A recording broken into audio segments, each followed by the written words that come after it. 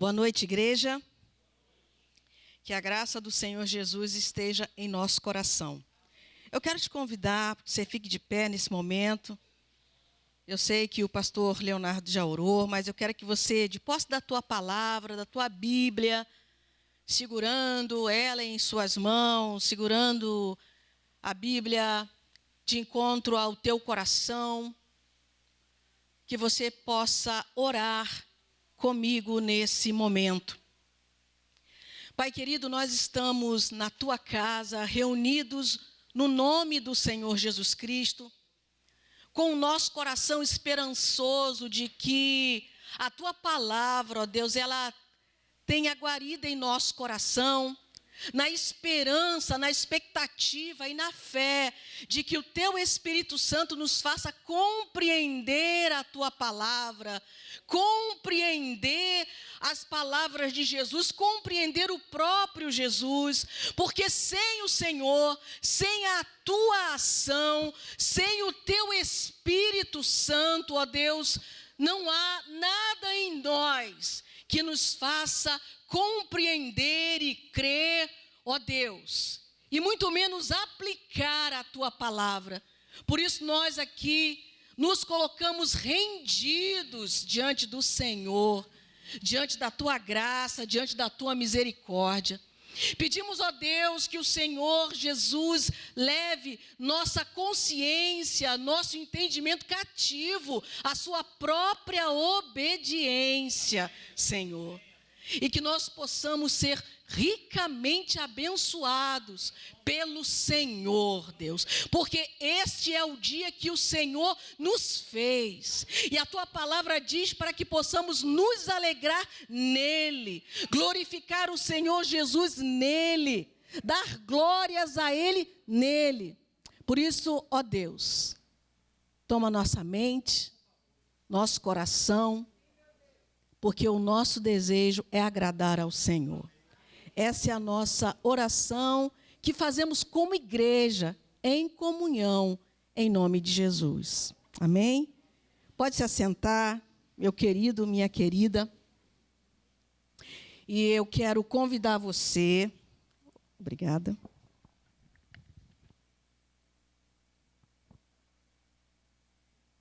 para abrir a sua Bíblia no Evangelho de Jesus Cristo segundo Lucas, capítulo 13. Evangelho de Jesus, segundo Lucas, capítulo 13. Vamos ler a partir do versículo 1. Quantos acharam? Digam amém.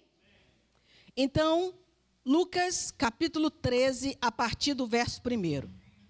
Naquela mesma ocasião, chegando alguns, falavam a Jesus a respeito dos galileus, cujo sangue Pilatos misturara com os sacrifícios que os mesmos realizavam. Ele, porém, lhes disse: pensais que esses galileus eram mais pecadores do que todos os outros galileus, por terem padecido estas coisas? Não eram. Eu vos afirmo. Se, porém, não vos arrependerdes, todos igualmente perecereis. Ou cuidais que aqueles 18 sobre os quais desabou a torre de Siloé e os matou, eram mais culpados que todos os outros habitantes de Jerusalém? Não eram, eu vos afirmo. Mas se não vos arrependerdes, todos igualmente perecereis. Versículo 6. Então, Jesus proferiu a seguinte parábola. Certo homem tinha uma figueira plantada na sua vinha, e vindo procurar fruto nela, não achou. Pelo que disse ao viticultor: há 3 anos venho procurar fruto nesta figueira, e não acho. Podes cortá-la. Para que está ela ainda ocupando inutilmente a terra?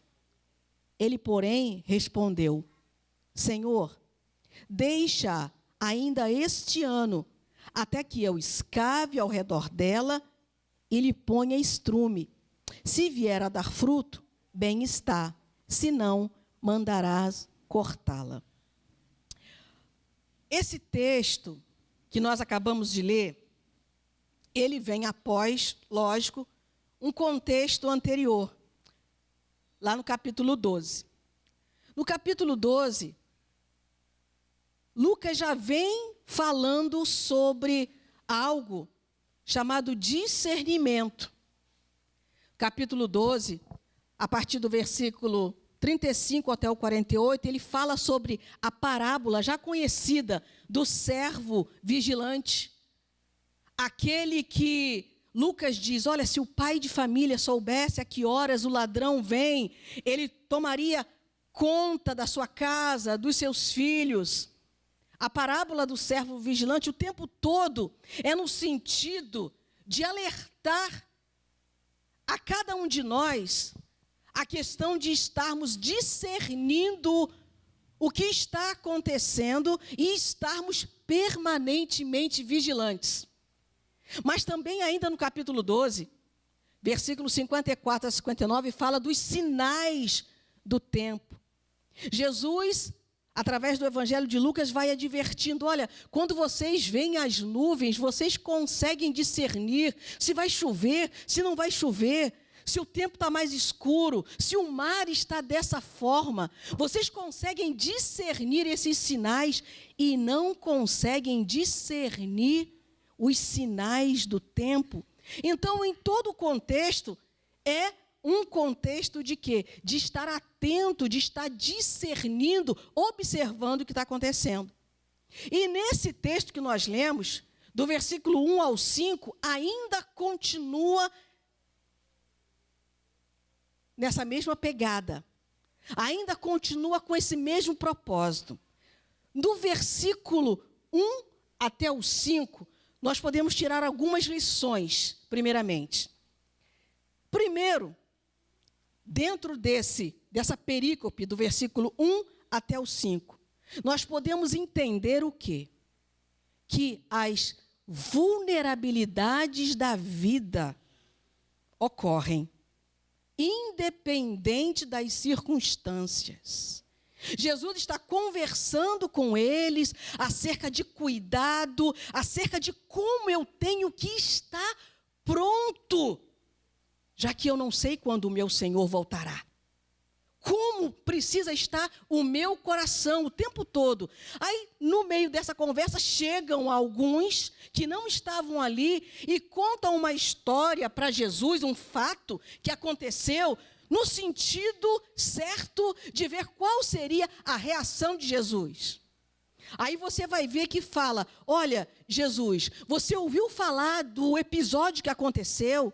Estavam no templo alguns galileus, no templo, e no contexto do Antigo Testamento, oferecendo sacrifícios, e em toda a dinâmica do Antigo Testamento, havia o derramamento, o oferecimento de sangue ali, nos rituais, no templo.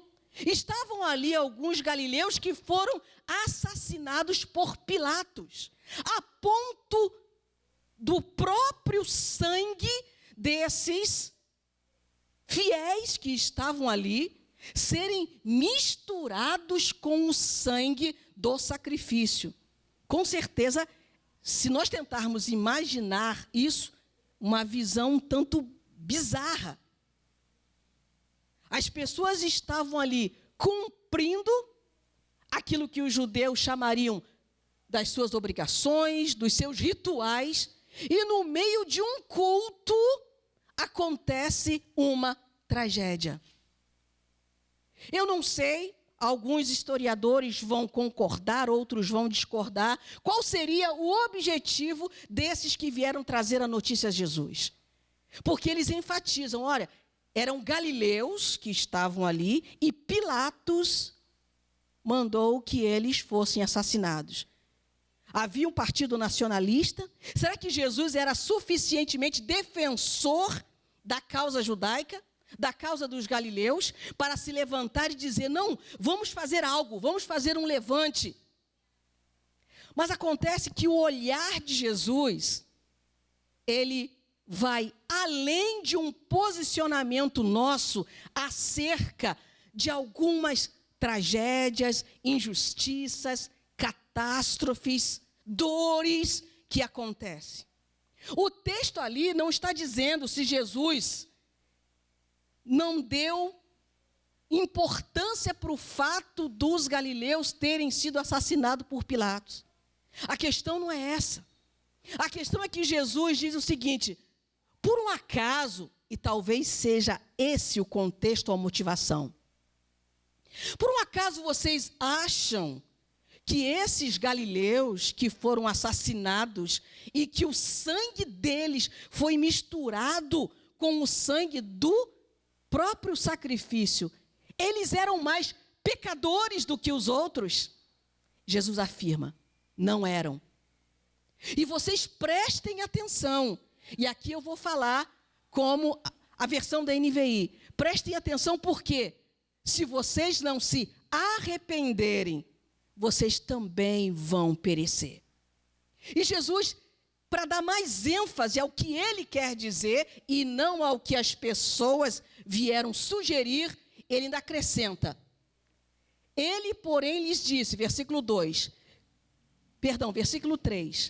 não eram, eu vos afirmo, se porém não vos arrependerdes, todos igualmente perecereis. E ele no versículo 4 ainda fala um outro fato histórico que só Lucas coloca no seu evangelho.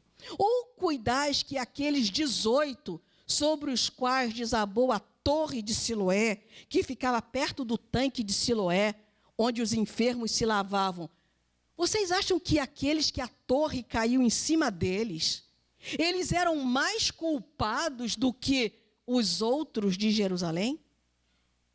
Cuidem de vocês, porque se vocês não se arrependerem, vocês também perecerão.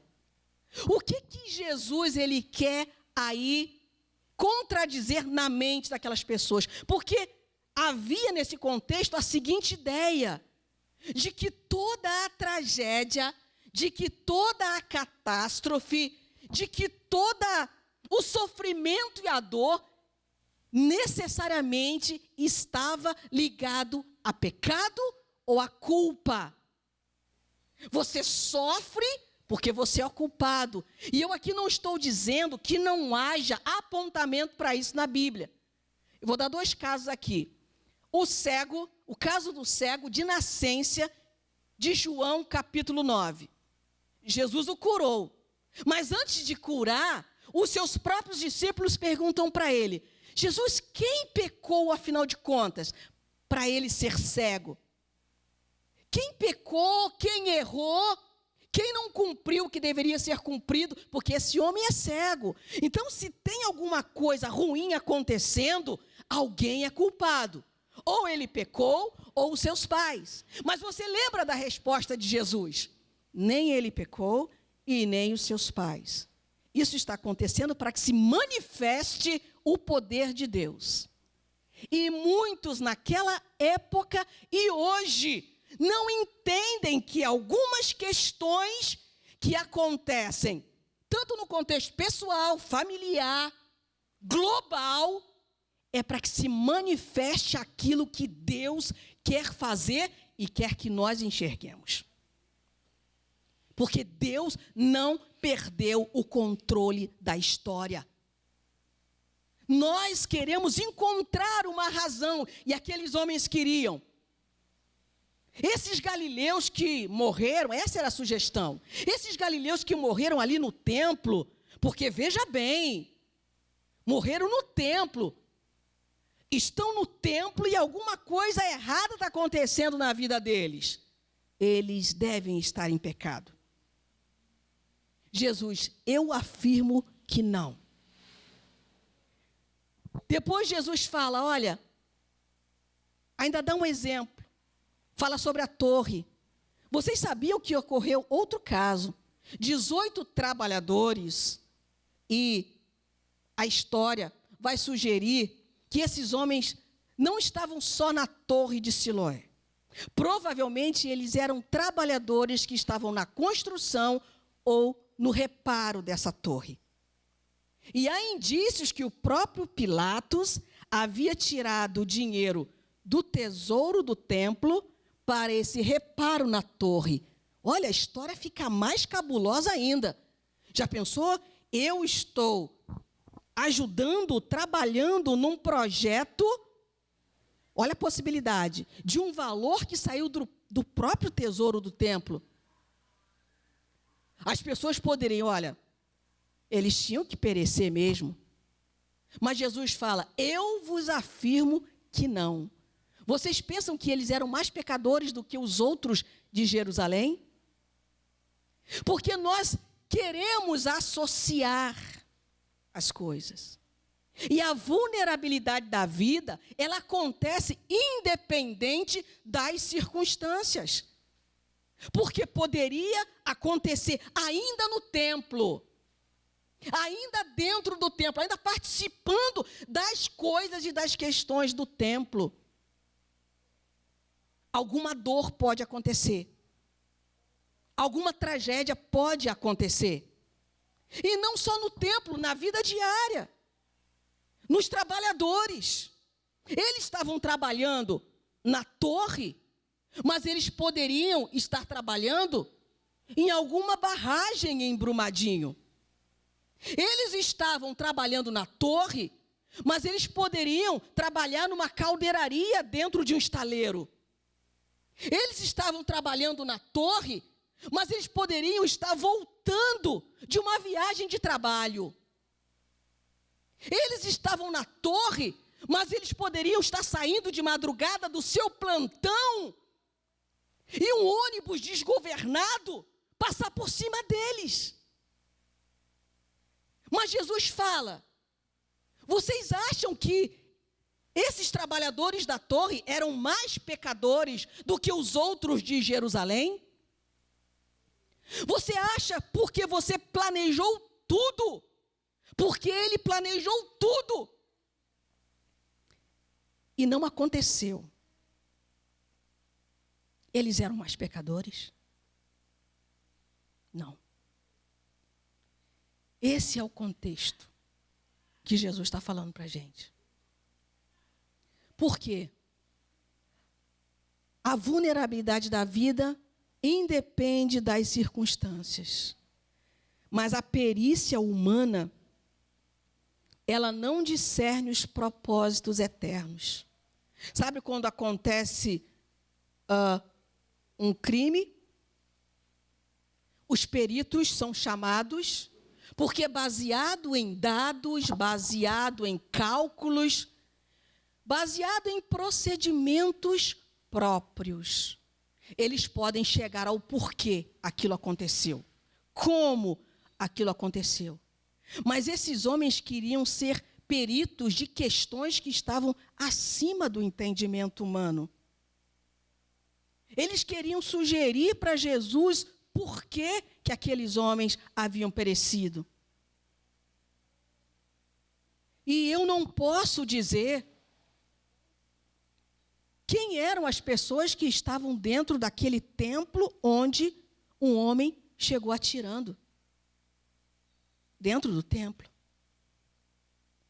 Eu não posso julgar todas as pessoas que morreram na tragédia de Brumadinho. No meio de tanta gente, poderia haver alguém que traísse a esposa? Sim, poderia. Poderia haver algum candidato ao ministério sério, piedoso? Sim, poderia. Poderia haver ali uma mulher que havia acabado de receber a notícia de que estava grávida? Poderia.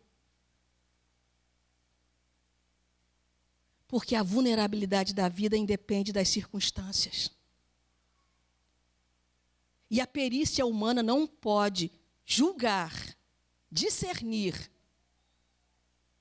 os propósitos eternos de Deus.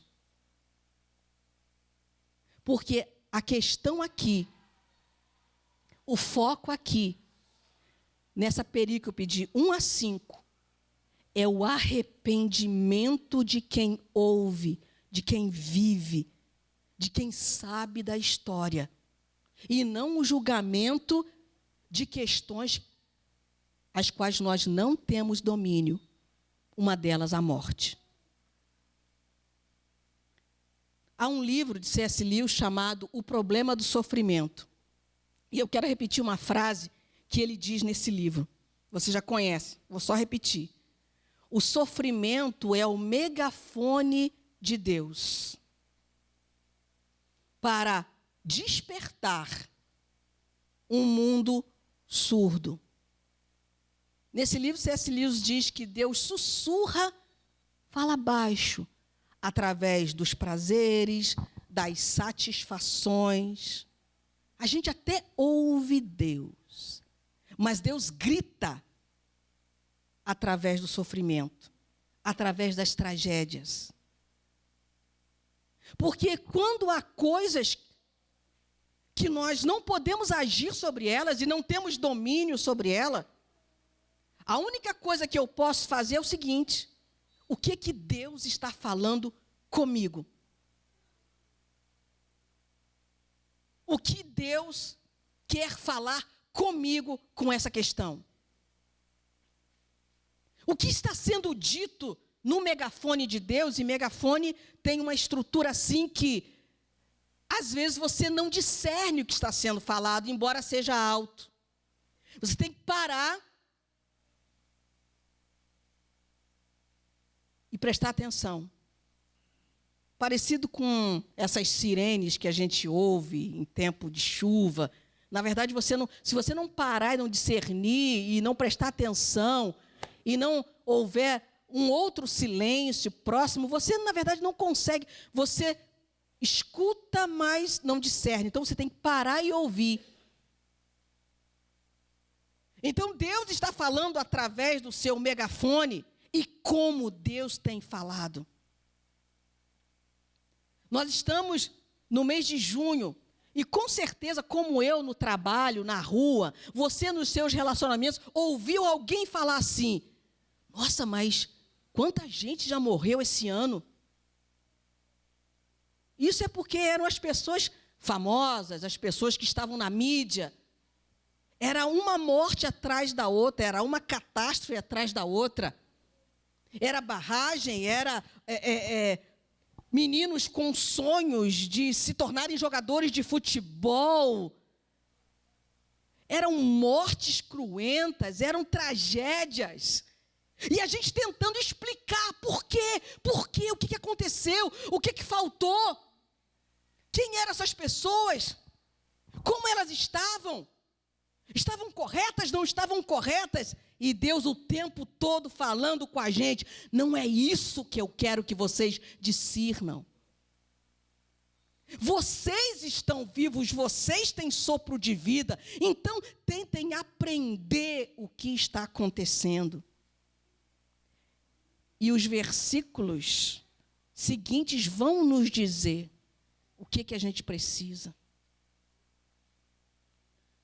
A questão, volta a dizer, não é que um juízo não possa ser fruto, não é que uma tragédia não possa ser fruto de pecado. A Bíblia dá direção para os dois casos. Falamos do cego, olha, não foi ele que pecou, nem os seus pais. Isso é para que se manifeste a glória de Deus, o agir de Deus. João capítulo 9. Mas nós também temos Atos capítulo 5. Ananias, espertamente, vendeu o campo por um preço, reteve um dinheiro para ele, chegou aos apóstolos e disse: olha, eu vendi só por isso aqui. E Pedro diz: olha, você mentiu ao Espírito Santo, Ananias. Você pecou contra Deus. E é por isso que você vai expirar aqui mesmo. E você sabe que Ananias caiu ali, na porta do templo, por conta de algo errado que ele tinha feito. Aí entra a esposa, sem saber o que havia acontecido. E a pergunta que Pedro faz para ela dá a impressão de que haveria para ela oportunidade de arrependimento. Safira, foi por esse valor que vocês venderam? Ela ali poderia na nossa mente, construindo o contexto, ela poderia se arrepender e dizer, mesmo não sabendo que o marido havia morrido. Não. Não foi. A gente tinha um plano maligno no nosso coração, de vender por um tanto, reter uma parte. Mas não foi por isso, por esse preço que nós vendemos, não. Foi por mais. Mas ela não diz. Ela confirma. Foi por esse preço, sim, que nós vendemos. Aí, Pedro diz, olha, por essa causa, o seu marido acaba de morrer fulminado ali. E estão chegando os homens que vão levar o teu corpo também. Que tragédia. Por causa do pecado da mentira a Deus, no Novo Testamento. Mas aqui não é este o caso. Aqui não é este o caso. O foco é o arrependimento de quem ouve, de quem sabe. Eu não sei, irmãos. Na minha família, há pessoas que já se foram. E digo com certeza que todos aqui já perderam alguém querido. Deus não está hoje falando com essa pessoa que se foi. Deus não está falando com aquele que se foi. Ainda que você não entenda por que ele se foi. Deus está falando conosco que estamos ouvindo. Talvez você não entenda o porquê de algumas tragédias. E eu amplio não só a questão da morte. A questão de uma perda qualquer. A questão de algo que você não entende. Mas o foco de Deus é o teu coração.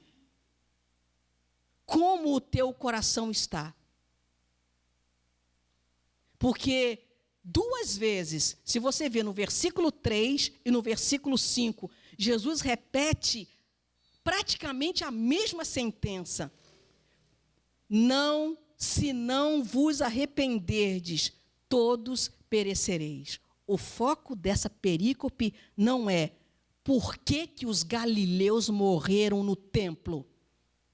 Por que aquele pessoal foi metralhado?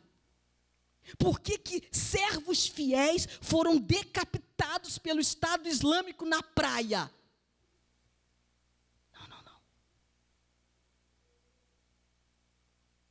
Por que a torre caiu e naquele acidente morreram 18 pessoas? O foco de Deus não é esse. O foco de Deus não é a tragédia. O foco de Deus não é o mal que aconteceu. O foco de Deus é: se arrependam. Mudem de atitude. Fiquem prontos. E lembrando do contexto anterior, da parábola do servo vigilante. Estejam prontos. Porque a questão daqueles galileus não é se eles morreram no templo, no culto. É se eles estavam preparados para se encontrarem com seu Senhor. A questão dos 18 trabalhadores que morreram na queda da torre, ou de Brumadinho, ou da tragédia que aconteceu aqui em Angra, ou dos morros que vieram abaixo,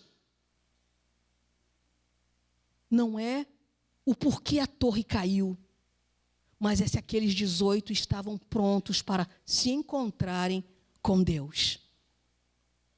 Porque a vulnerabilidade da vida acontece, independente das circunstâncias.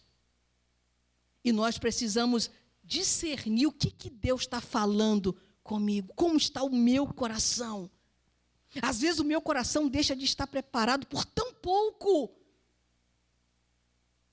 que Deus precisa gritar em Moçambique para eu perdoar o meu marido. Deus precisa gritar em Brumadinho para eu me reconciliar com meu irmão.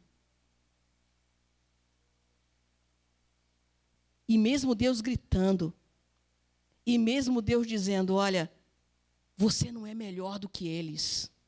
Eles não eram piores do que você. Tudo pode acontecer a qualquer instante. Tudo pode acontecer a qualquer instante. E muitas vezes nós abrimos mão dessa mudança por tão pouco. E Deus está gritando no seu megafone a todo instante. O que você acha que Deus tem feito nessa cidade? Os gritos do megafone de Deus nessa cidade. E muitas vezes nós não mudamos a nossa atitude. Nós não mudamos. Uma pessoa essa semana conversava com a minha irmã, e ela compartilhou isso comigo. E o rapaz envolvido no crime, em tráfico, depois de muitas peripécias, veio a ser assassinado. E uma parente desse rapaz, muito triste, porque há espaço para tristeza na Bíblia. Não muda o seu coração. Ouvi um grito dentro de casa. O megafone de Deus dentro de casa.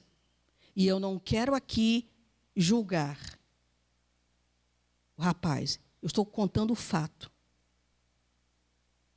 O megafone de Deus gritando. Ainda em discórdia com alguns filhos. Ainda em discórdia com alguns parentes. Ainda. Deus gritando. Como está o teu coração? De repente, a preocupação seja, quem foi que fez isso? Não vai adiantar saber quem foi. O rapaz não vai voltar. Há questão judicial que se resolva quem foi. Mas o que Deus está falando para ela? Com um grito que aconteceu dentro da casa dela. Com uma dificuldade que aconteceu, com algo que não era previsto por ela. O que Deus está falando comigo? O que Deus está gritando no meu ouvido? O que eu preciso mudar hoje? Nos versos seguintes, verso 6, diz o seguinte: então Jesus, depois dele falar sobre essa necessidade de arrependimento, então Jesus proferiu a seguinte parábola. Certo homem tinha uma figueira plantada na sua vinha e vindo procurar fruto nela, não achou. Jesus fala assim, olha, eu vou falar para vocês entenderem através de figuras, que o dono da vinha tem o direito de procurar fruto, porque é dele. Deus tem o direito de requerer de nós aquilo que Ele quiser. O nosso tempo não é nosso, é de Deus. Como é que eu tenho gasto, usufruído do tempo? A minha capacidade intelectual, a minha inteligência não é minha. Porque muitas vezes eu quebro a cabeça, eu passo noites estudando sobre isso, estudando para concurso, porque eu quero entrar para o serviço público, eu quero ser bem-sucedido, então eu tenho que estudar. Eu não vou poder ir à igreja, eu não vou poder me relacionar muitas vezes com as pessoas, então eu gasto todo o meu intelecto. mas eu não gasto para discernir o que Deus quer falar comigo. Eu gasto o meu físico correndo para perder peso, malhando nas academias da vida. Mas eu fico cansada quando é dia de estar num culto, numa escola bíblica. Eu estou cansado. Eu preciso me recuperar. O que eu tenho não é meu.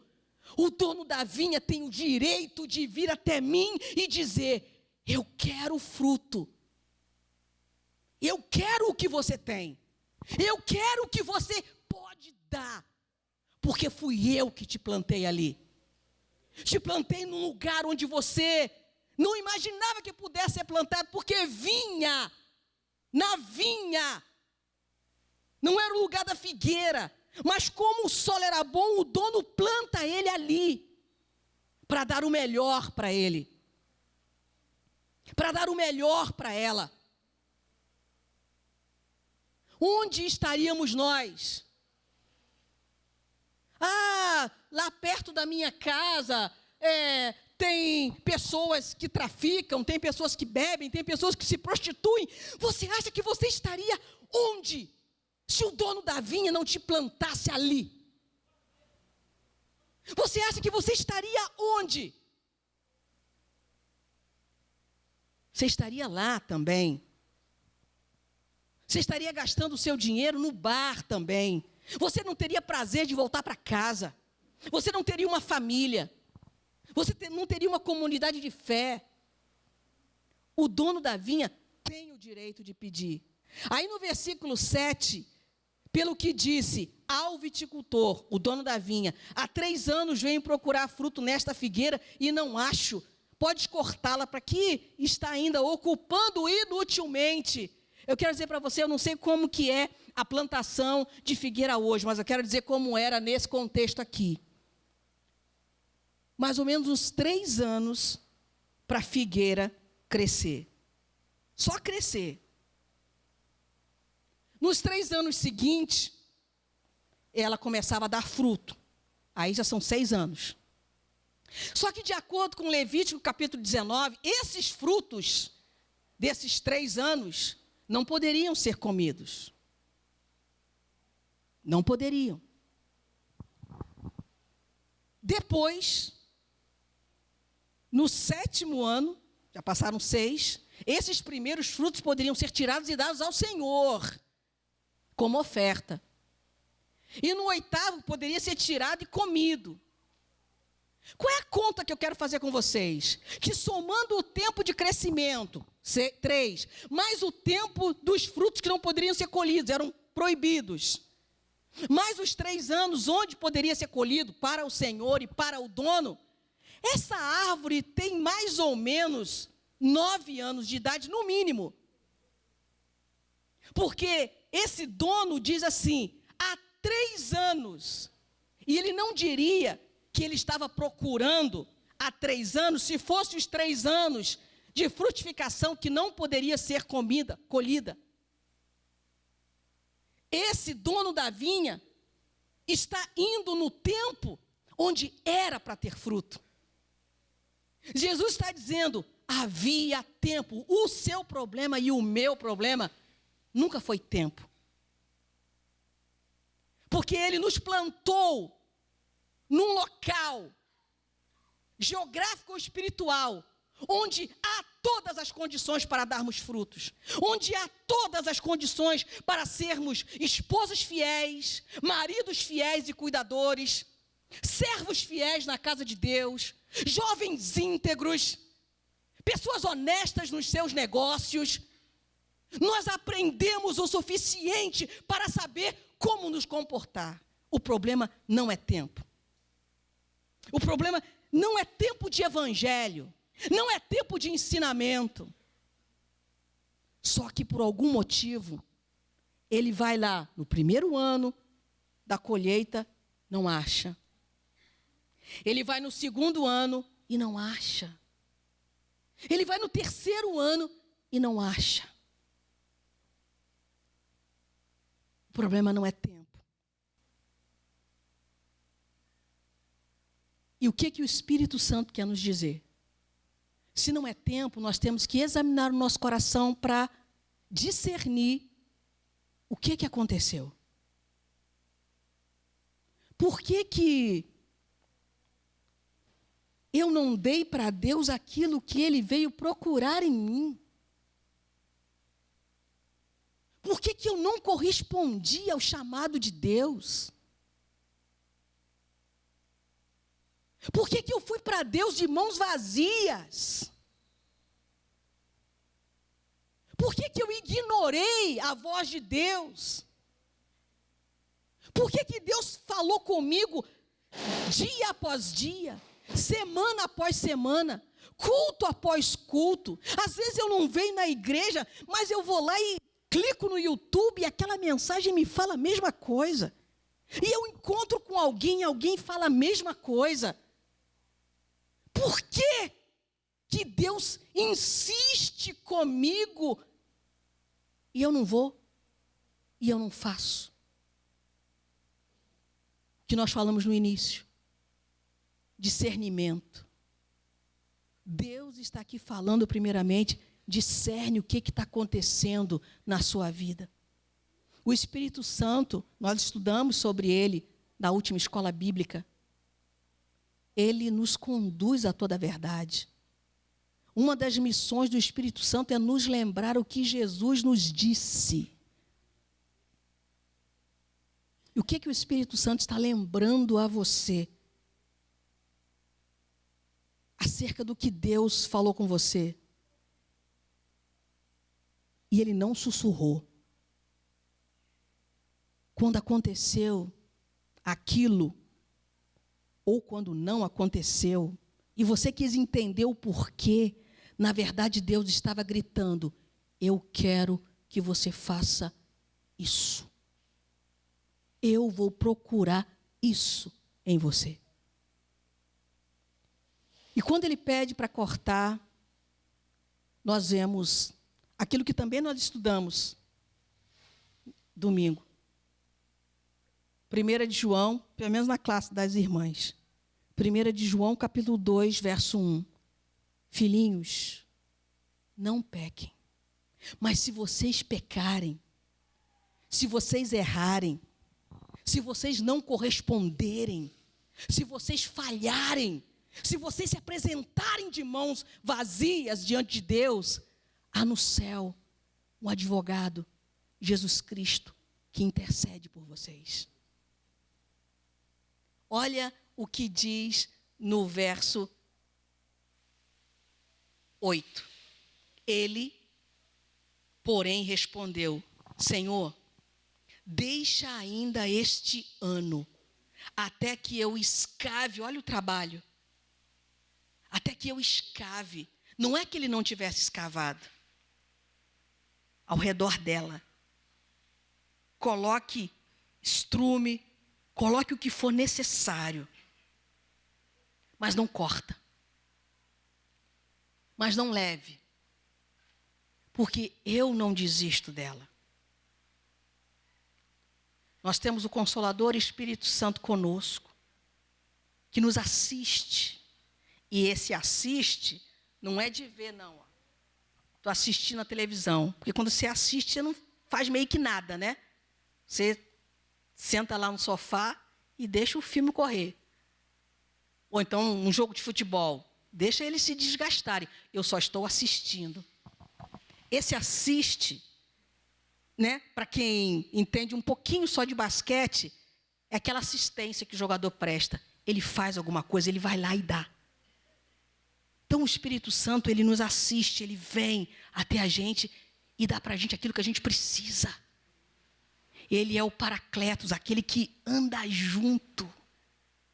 Ainda quando você não produz, ainda quando você se apresenta de mãos vazias, Ele está ao teu lado. E você ainda tem um big plus. Você tem um Consolador na terra e o advogado no céu. Jesus Cristo, que intercede. Ainda quando você vai errar, lembra de Pedro? Não, eu não vou fazer, eu não vou errar. Pedro, eu fui adiante e roguei ao Pai para que a tua fé não desfaleça. Sabe por que você está aqui hoje? Cambaleando ou não? Ah, foi porque eu rompendo em fé, porque eu atendi o chamado do pastor, porque eu sou crente. Nada. Porque Jesus intercedeu por você e por mim. Porque senão você não estaria aqui. E aqui é mais do que o lugar geográfico. Você não estaria na presença dele, nem eu. Então, a sua fé só não desfalece, e você sabe que ela já teve a ponto de desfalecer, principalmente quando você soube da queda da torre, quando você soube das mortes no templo, quando você soube das mortes na sua casa, quando você viu uma torre, olha a metáfora, cair na tua casa e destruir muita coisa. Nesse dia a tua fé quase desfaleceu. Nesse dia você pensou em desistir. Mas Jesus não rogou apenas por Pedro. Ele rogou por mim e por você. Senhor, não corta, porque eu vou cuidar. Eu vou investir. Eu vou dar palavra para ele. Eu vou estar com ele na oração. Na próxima estação. Quem sabe não dá fruto. O versículo 7 diz o seguinte. 8.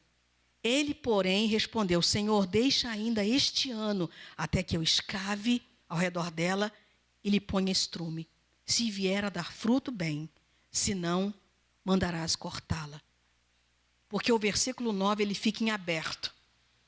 Porque o versículo 9 pede de nós uma reação. Jesus cumpriu, cumpre e cumprirá a sua palavra. Ele vai cuidar de nós. Ele vai cavar ao nosso redor. Ele vai colocar coisas abjetas ou não. A figura do estrume não é lá muito bem-vinda, mas é necessária para a planta, você sabe disso. Ele vai colocar o que for preciso na minha e na tua vida, para que a gente tenha condição de dar fruto. Porque sozinho, ele poderia simplesmente, deixa a figueira aí e vamos ver o que acontece. Mas Jesus sabe que se ele deixar eu e você aí, deixa aí, vamos ver o que acontece. É ladeira abaixo. Deixa aí, vamos ver se ele se vira, se ele... Não, deixa que eu vou cuidar dele.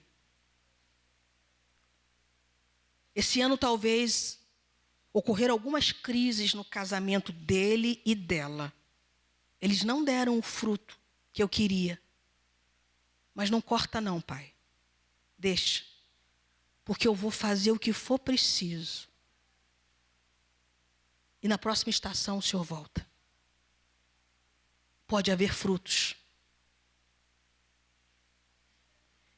Esse ano, até agora, até junho, não aconteceu nada de novo na vida dele. Muito pelo contrário. Ele continua rebelde. Ele continua orgulhoso. Ele continua impenitente. Ele continua luxurioso. Mas não corta não, pai. Não corta não. Porque eu vou cuidar dele. Que eu vou fazer o que for preciso. E como há tempo para todas as coisas, na próxima estação o senhor volta. Pode haver fruto nele. Essa tarde, e eu quero falar aqui, né, com toda a humildade, porque sou totalmente leiga no assunto. E há pessoas aqui totalmente catedráticas no assunto. Então, vou falar de uma forma muito devocional sobre isso, sem conhecimento de causa, mas o princípio, eu estava lendo agora à tarde e Deus iluminou a minha mente acerca disso. Eu vi uma fala jurídica, penal, sobre arrependimento eficaz. Aí eu fui mais ou menos ali, a gente sabe o que é arrependimento. Irmãos, num linguajar bem leigo, no arrependimento eficaz, o sujeito, ele não completa, digamos, o erro, a tragédia, o crime que estava proposto no seu coração. Ele consegue evitar um dolo maior. Por isso é que é arrependimento eficaz. Veja a figura de Judas. Ele estava angustiado, com remorso, jogou as moedas e literalmente foi se enforcar. Não era arrependimento que havia naquele homem. Agora Pedro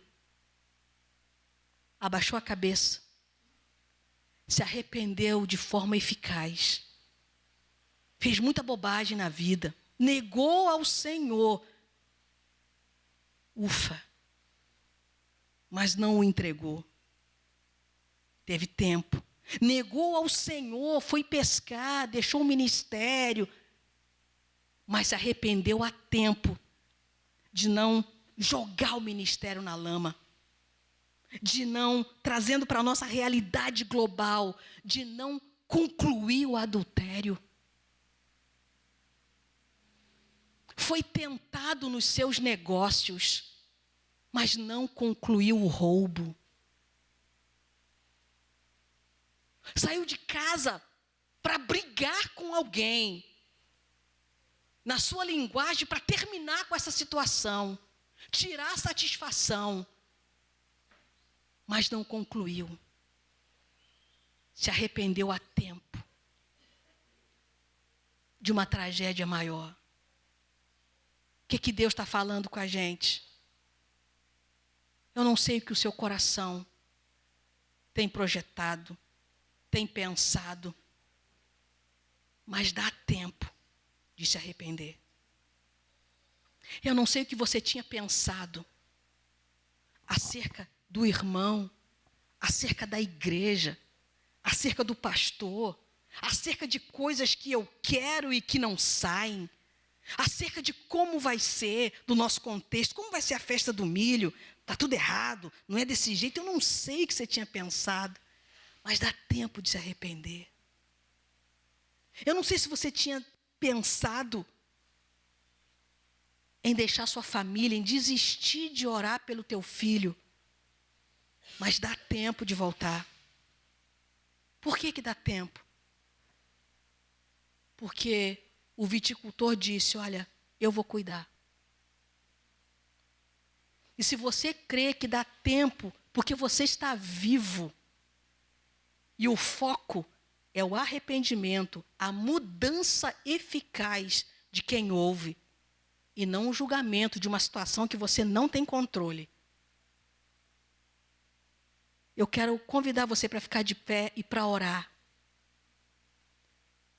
E se você crê que ainda dá tempo para muita coisa na tua vida, porque Jesus está cuidando de você, fique de pé.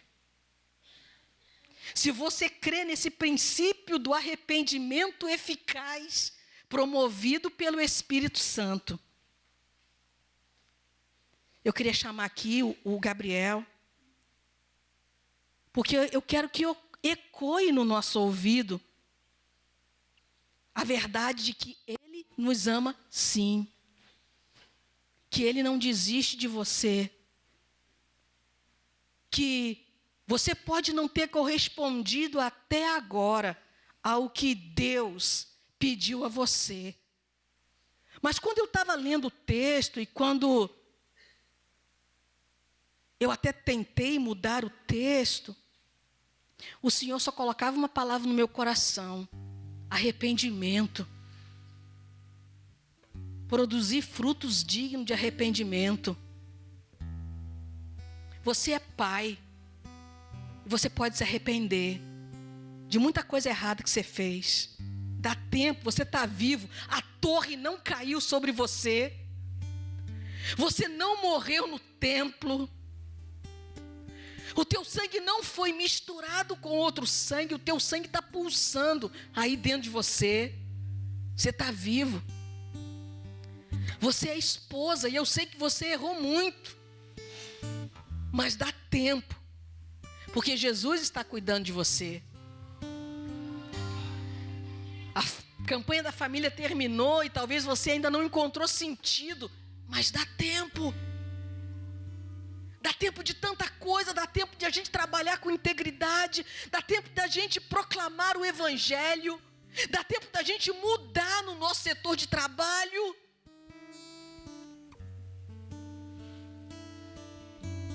Dá tempo.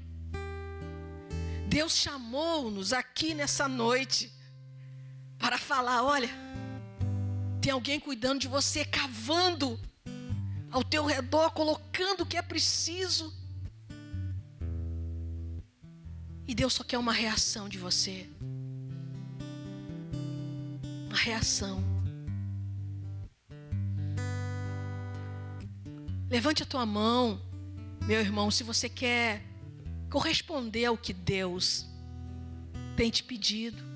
Feche os olhos e levante a sua mão, aí onde você está.